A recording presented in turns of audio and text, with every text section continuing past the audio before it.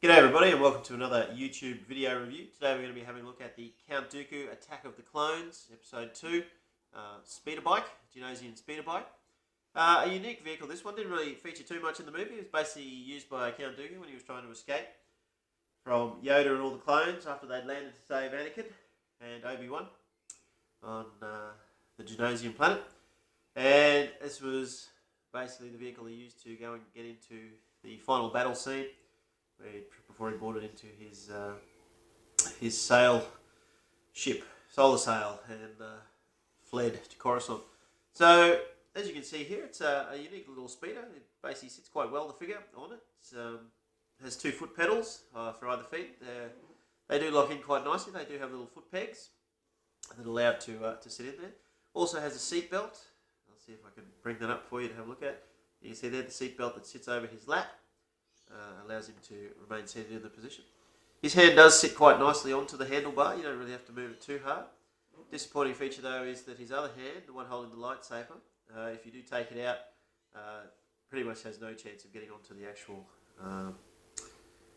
handle, as you can see from that shot there. The other feature about this speeder bike is, if I can just move his cape to one side a little bit, you'll see there's a button on the back here. Now the button actually, if you can see on the back of Dooku there is actually an action button on him as well. That if you push, it allows his arm to move up and down.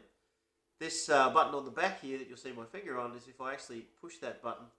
I don't know if you can pick it up there, but Dooku is actually moving forward. Now you can try and sit him so that that button is in line with this one. So when you push it, his arm will swing up and down. But for display purposes, it doesn't really work that well, but he does look good on the bike when you sit him there. The figure is actually designed for sitting on the bike. It's not really a great posable figure. There's no real articulation in the hips. He does have articulation in his knees and his shoulders, and his head does swivel, but there's none in the elbows and none in the feet. So he's sort of a bit restricted in the positions you can put him in. And it really does, basically, he's meant to sit on the bike. If you take him off the bike, he looks a bit awkward when he's in a stance position.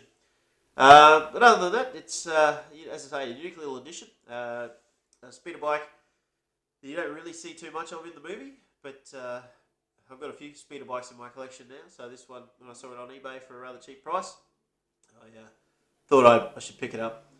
But all in all, a nice little addition, as I said. And if you're keen to get one, they are on eBay. That's where I found mine. So have a look. Now, just before I go, I'll show you that in the background, you'll notice there we have a couple more Mighty Mugs I'm going to do a review on. And if you haven't already checked it out, the General Grievous wheel bike. So thanks for watching. Keep subscribing. Thanks for sharing all your comments and giving me some handy hints. Apologies if my voice sounds a bit different today. I've got a bit of a cold, but hopefully we'll clear that up in the next couple of days before the next review. So thanks for watching. Keep subscribing. Cheers.